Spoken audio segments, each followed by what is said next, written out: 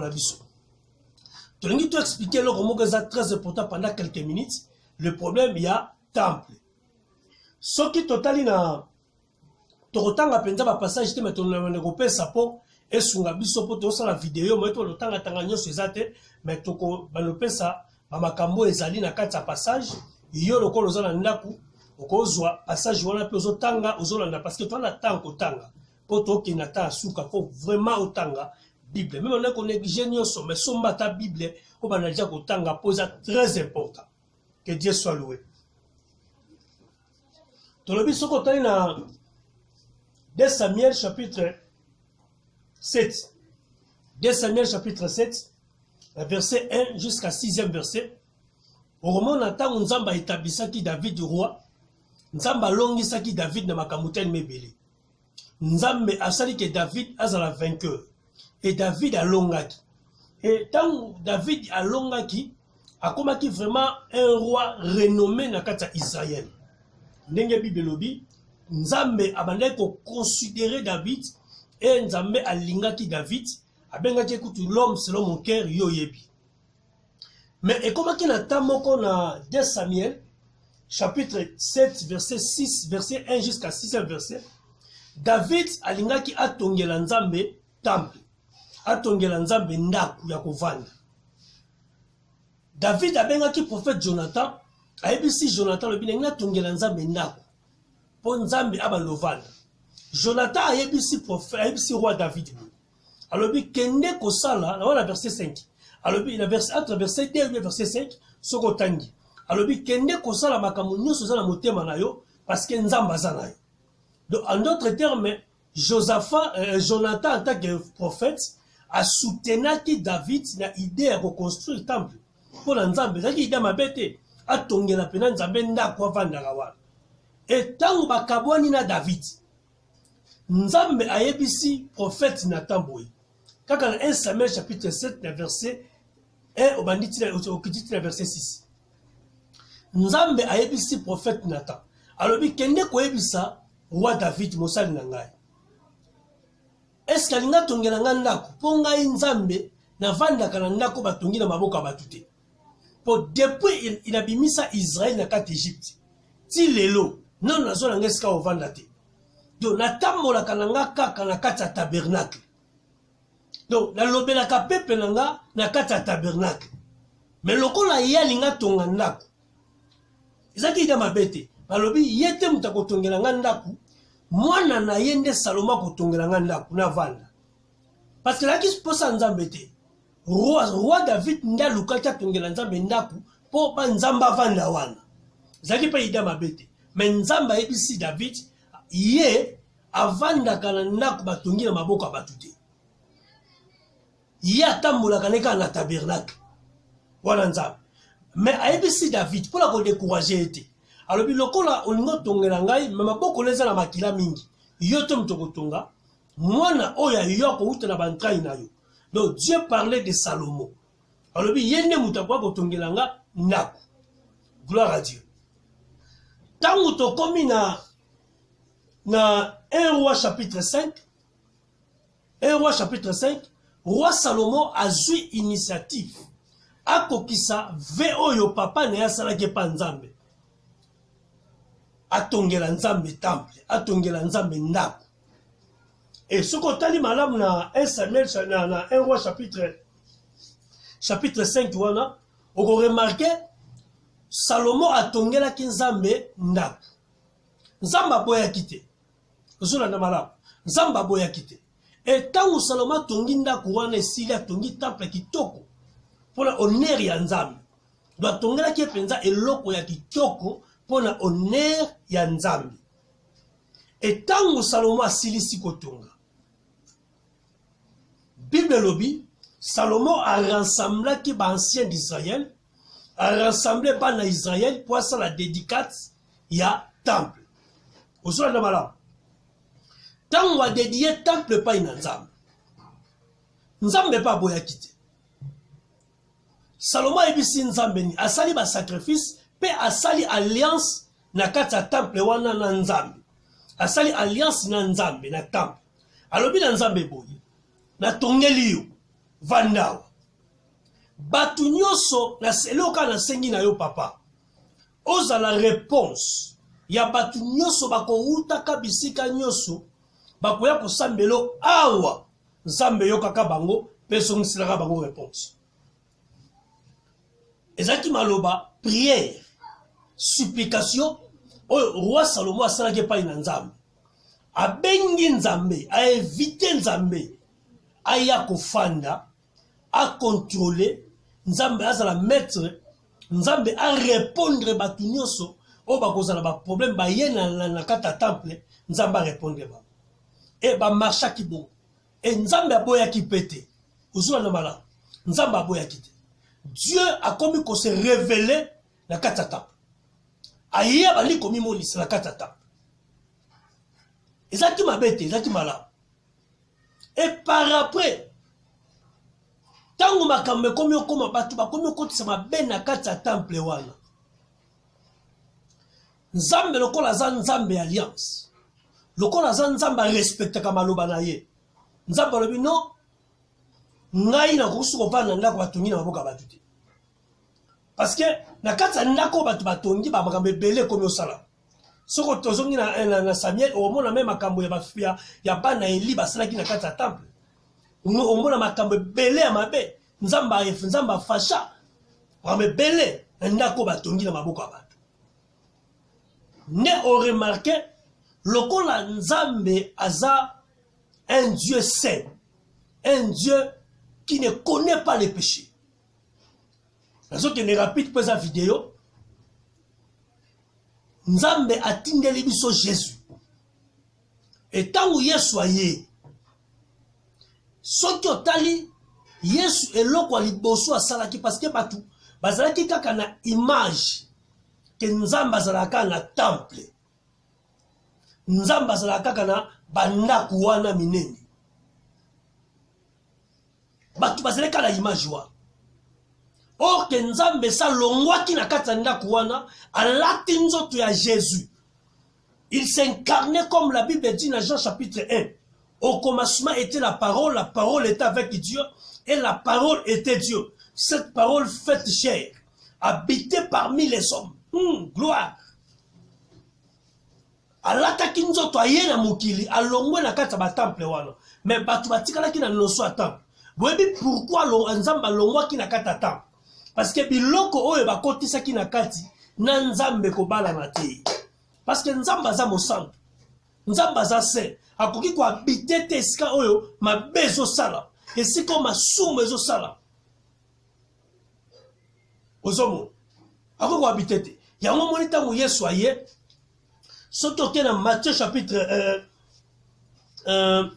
chapitre na yango 21 na verset 13 obandi na Matthieu 21 omona ntango Yesu asilisi makambo nyonso babatema makambo tu akomi sikoyo en forme Yesu eloko ya liboso asalaki Bible ezoloba na Matthieu chapitre 21 Yesu akendaki na temple ya Jérusalem ake na temple ntango ake na temple Yesu ayoki pasi na mawa ake na ndako bato batongaki lokola bango moko bato batongaki yango bakomisi ndako ya esika nzamba bandaki kokita esika nzamba bandaki kolobela bato bakomisi yango ndako ya bamiyibi bakomisi yango ndako ya babrigand bakomisi yango ndako ya baventure Yesu akoti boye amoni eza na Matthieu chapitre 21 verset 13 tokotanga yango po sunga biso Matthieu chapitre 21 verset 13 Bible alobi nini qu'est-ce dit la Bible Matthieu chapitre 21 verset 13 Yesu alobi babandi boye na verset 12 alobi Jésus entra dans le temple de Dieu il chassa tous ceux qui vendaient et qui achetaient dans les temples il y renversa les tables des changeurs et les sièges des vendeurs de pigeons gloire au Seigneur Après alobi na bango, il leur dit, il est écrit, ma maison sera appelée une maison de prière, mais vous faites une caverne de voleurs. Amen. Ozolanda. Balobi tangu Yesu akoti na kata ndako batongi na maboko ya bato. Tangu akoti wana na kata temple. Alobi akuti bandimi mibale. Akuti bato. Mais bato akutaki prophétiquement par là, akutaki bandimi mibale. Bandimi yango baza banani. Bandimi ya liboso. Balobi bavandeur. Bato bazo teka biloko na kati ya babatima o batongaki. Deuxième, akuti bacheter. Na bato bazo somba biloko bazo teka. Pe akuti ba renverser ba table ya ba changeur. Na ba changeur bazalaki na kati. Oyo pe abebisi ba biloko so baloteka ba pigeon. Ba vender ya ba pigeon bazalaki pe na kati. Na lingi expliquer. Batu oyo nyonso bazalaki na kata temple o batongaki na maboko ya bato. Ba vendeur baza banani. Ce sont des serviteurs oyo bazo travailler pour la vendre na bango na kati ya ba bâtiment. Ozomo. Donc yazu musala nzambe moni batu mususu azane vendeur azane commerçant ayebi copie ya koti ya vente un niveau ya jeté mais siko a calculer alobi pona sur le mneno kele ba Dubai ko futaka ba taxe ya ba l'état na Congo eza mwa mobulu ngana banena banda faire nanga mais na ba taxe et uzala mwa mobulu. Oromona a se déguiser comme Paul Zoloba, bako se déguiser na l'ange, comme un vrai docteur, mais or il y a des faux docteurs. A se déguiser prophète. Or on a un prophète, pasteur. Ce qu'on peut créer boutique normale. Au monde a zu, a bêti, temple, église, a tongi temple, a commis les rochers des anges. Église, le rocher des anges. Mais la carte est rocher des anges, et ça cop mobilisé la carte. Asa ne vendeur, asa grand commerçant, mais a créé un mot de temple. Yango mona lelo, au mona pasteur moussous asa l'église, a boujarate, mais tin saka biloko na Dubai. Babilama, babazin, a tin saka biloko na Dubai ezoya. Mais on y a foutu à taxe à l'état dans ma boutique, ma nina foutu à te, à te garoga en église. Okoma pasteur a te kababazé. Bandiminde bazo somba, bachete. Vous comprenez? Donc, okomona mutu muso azu ba bidon mafuta ya huile. Asomi mo aluti mo milenga mike. Atondi se na ba huile et comme boutique. Comme ça commerçant vendeur, a même on kana kata temple huile d'onction $50. Tant batu bazo somba ba ko tsala, ça marché. Et ça sous l'église, ça marché. Ozomo. Batu bazo payer et si ça quand si recette, nzamba pambola bino bo bimbo zongo na banda ku marché kangani. Yatika la sali ba compte randi ba ni normal. Ozomo. Yesu akuteki ba ndimi ya bongo, batu abongo na kati ya église, na kati ya temple. Ba komisi église wenzi. Eza ba bâtiment musozo mona awo. Na kati ya bâtiment église mobeta basala appeli kelema. Ko pali kelema za na kati wana o alie mutu. Donc église ndaku wana ekomi marché. Donc on remarque ça la basala nza mususu un prophète a coopérer pena na kati ya mai. Ba pesa ke mai na faux prix mais aye na mon église a koti silo. A beti a récupérer a longoli ba pourcentage a zongi si koto ye pas garder. Lobi ateki isa commerce. Yango moni Yesu tangwa ye. A koti a moni ba vendeur. A moni na ba acheteur. Donc c'est-à-dire na ba ndimio bazo sombaka biloko. Na ba ndimio bazo sombaka ba biloko wana. Yesu akoti ba. Premièrement la Bible dit Yesu azui fimbo. A beti bango. pe abengani bango. Abeti bango, abengani bango. Ba vendeur na ba acheteur. Lelo baza lelo. Kanda ya Nzambe eza pe parmi ba biloko wana oyo ezosala na kati église ya Nzambe lelo. Ba prochette onction, ba prochette onction. Pasteur to prophète apporte ake na gambela. Asombi ba dra ya minene ya pembe. Ake pa tayer akatelier mike ache ba croix rouge likolo. Aye na ngone église na saki. Aote ke teni moko a dra $100 pour eza na onction. Mais asombaki ba dra wana nyonso na 2500. Soit tekango nyonso saki. Aozo combien? On moni lelo ba pasteur baza ba riche mais ba ndimba baza ba pauvre. Pourquoi? Parce que marché copie à marché on va comprendre en côté. Mais to comme ce qu'on attend yo église fait fou. Peuple Nzambe faut comprendre que non, nous ne sommes pas des marchandises. Alléluia. Yesu a bêti ba vendeur. Ce qu'on s'allie analyse au monde lelo que il y a pas de serviteurs de Dieu, il y a que des commerçants, il y a que des vendeurs. Ne bazala ba temple.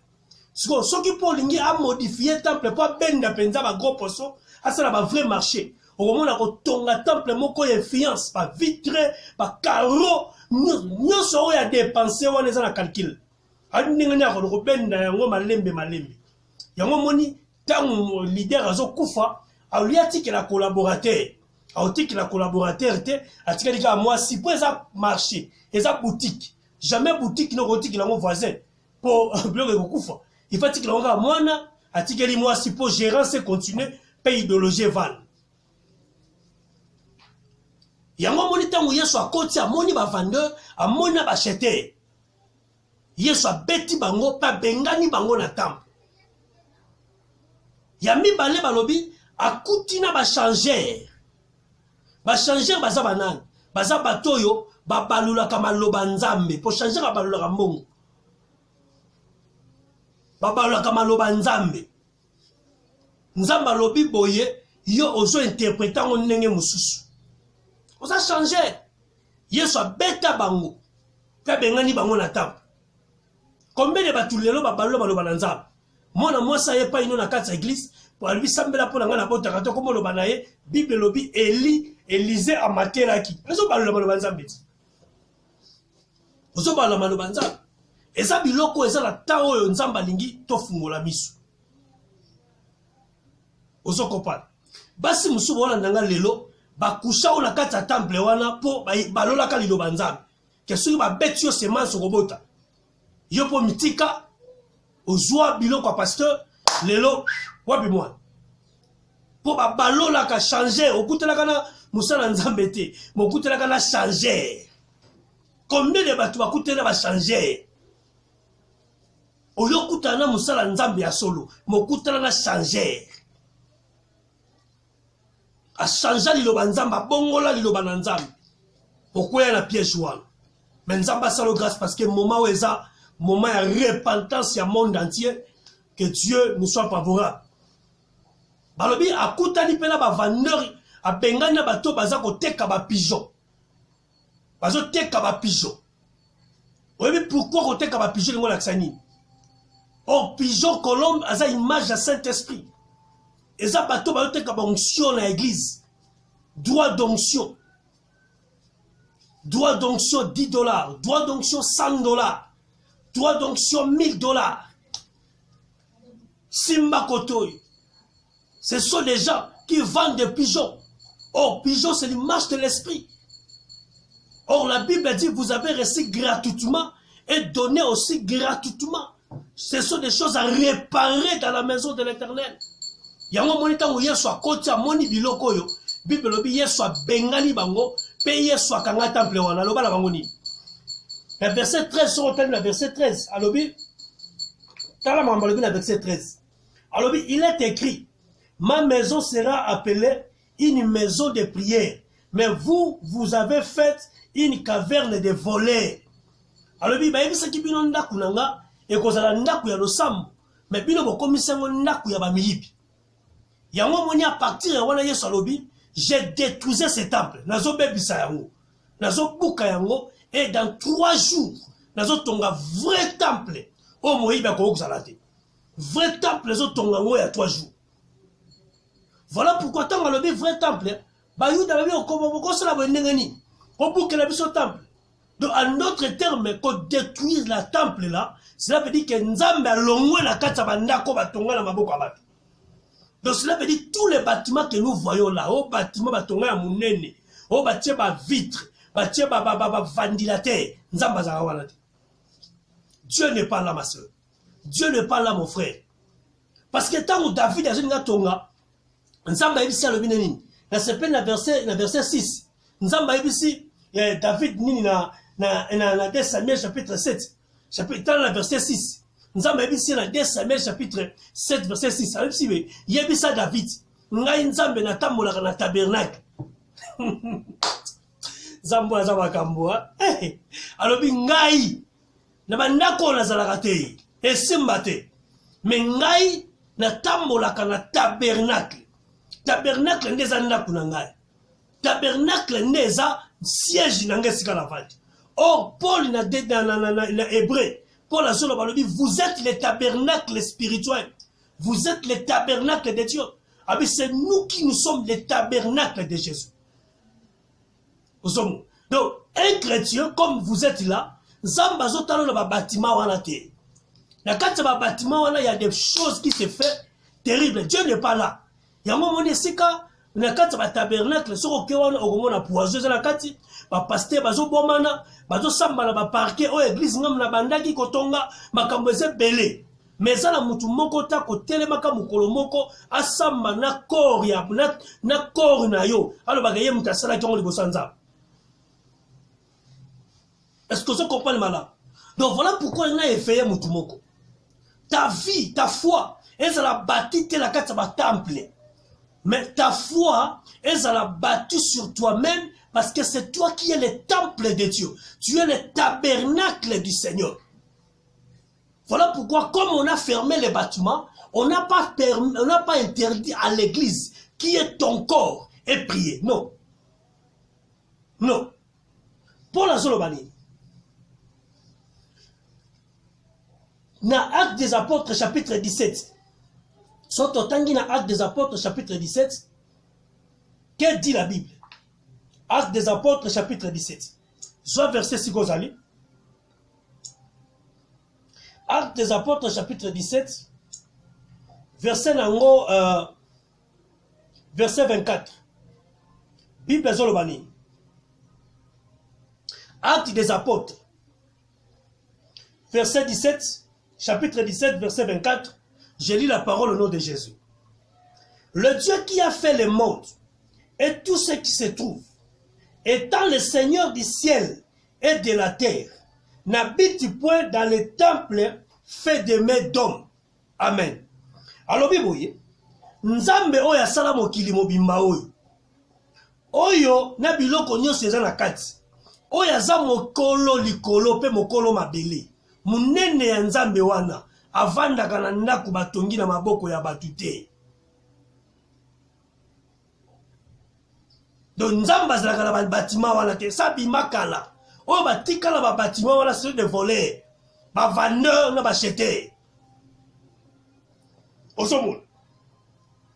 Eloko wana troublaki batu. Batuni sikoyo babi soki Nzambe azovanda na ba temple wana te. Avandaka wana te, Nzamba avandaka wa wapi? Foyeba. Pour la zone répondre bango nini? Na 1 Corinthiens. Na 1 Corinthiens chapitre 3. Soit 1 Corinthiens chapitre 3. 1 Corinthiens chapitre 3 verset 16 à 17e verset. 1 Corinthiens chapitre 3 verset 16 à 17. Qu'est-ce que dit la Bible? Ne savez-vous pas que vous êtes le temple de Dieu et que l'Esprit de Dieu habite en vous? Amen. Verset 17 à la Bible. Si quelqu'un détruit le temple de Dieu, Dieu le détruira.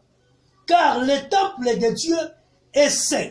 Et c'est ce que vous êtes. La zone Gali. Si quelqu'un, verset 17, si quelqu'un détruit le temple de Dieu, Dieu le détruira. Car le temple de Dieu est saint. Et c'est ce que vous êtes. Alors, vous êtes les temples de Dieu. Parce que molimo mo santu ya nzambe ezakati na bino. C'est toi qui es le temple de Dieu. C'est toi qui es l'église de Dieu. Alors, le verset 17, alors, il faut mutu moko ta bebisa temple ya nzambe. Parce que temple ya nzambe eza mo santu. Eza oyo yo zali. Alléluia. Donc, c'est-à-dire, Dieu voulait nous dire que nous sommes les temples de Dieu. Biso ne tozanda ku ya nzambe. Lokola nzambe aza la kati na biso. Et sengeli to garder nzoto na biso mo santu. Parce que le Dieu que tozo memana nzoto, c'est un Dieu saint. Alléluia. C'est toi qui es le temple de Dieu. Voilà pourquoi je te dis, comme tu es une église de Dieu, c'est-à-dire qu'on n'a pas fermé les églises, mais on a fermé les bâtiments, les boutiques déjà. Oh, il y a un moment pour comprendre que ça boutique. Bateau va continuer ma marchandise, moi, on va la perte. Vous savez bon? Bateau va sortir ma marchandise, va continuer ma huile, va bouteille, va huile, va continuer ma conteneur, va maille, va continuer ma mouchoir. Va continuer ma marchandise déjà que tel va bloquer, pan, vente tes athées. Grand perte de ça là-bas. Ah, Jésus-Christ de Nazareth. Pas perte de ça là parce qu'on a mis ça. Parce que un mois, ma vente tes athées marché quand même. Marché quand ma vendeur va contre la entité. Ce qu'on y a qui n'a pas marchandise. Au moins, tu que mon boule. Il y a un moment pourquoi pas gagner l'église? Il faut bâtir l'église parce que trop de marchandises, acheter basaté. Marchandises fait pas. Mais un vrai enfant de Dieu qui reconnaît que moi je suis le temple de Dieu, il doit garder le temple saint. Parce qu'en toi tu portes Christ, tu portes l'alliance de Dieu, tu portes la grâce de Dieu. Donc nous sommes arrivés aux périodes qu'il faut, moi, à garder la sainteté dans son corps, qui est le temple de Dieu. Marcher dans la crainte de Dieu, comme faire l'effort, yakoyeba, et lokonini, et zama benakata temple, yanzam. O yazan zotonayo, bimisa yango. Osomon, yamoni Paul Azolo na 1 Thessaloniciens, alors nous sommes arrivés au temps, examinez vous-même. Bomita la binomoko, bomita la nina bâtiment. Jamais. Omita la yone mitala. Est-ce que la zotambola nengeni? Est-ce que ngana zana nzambe? To la zana nzambe te. Parce que sur hôtel na Josué, tant Moïse a koufi. Bible zolo batam nzamba tomboli Moïse, a tomboli Josué. Josué a pesi ordre pas basoda. Basoda ba bisi ebo Josué. Toko to sayo makamuno so ko ebisa biso. Mais problème ezali yo mitala kaka nzamba tika ote parce que nzamba tiki yo biso to kufi. C'est ça ce qu'on devait faire maintenant. Oh mutu sa ko sala lelo en tant que l'église de Dieu. Et sengeli o mitala yo moko est-ce que zana nzambe kaka to zana nzambe te. Parce que ce que zana nzambe te siko en tant que l'église, réparez-toi et songa na bonzambe yamba Yesu afin que le marque de vie est la likolo na yo. Nenge Paul Azolo balobi que personne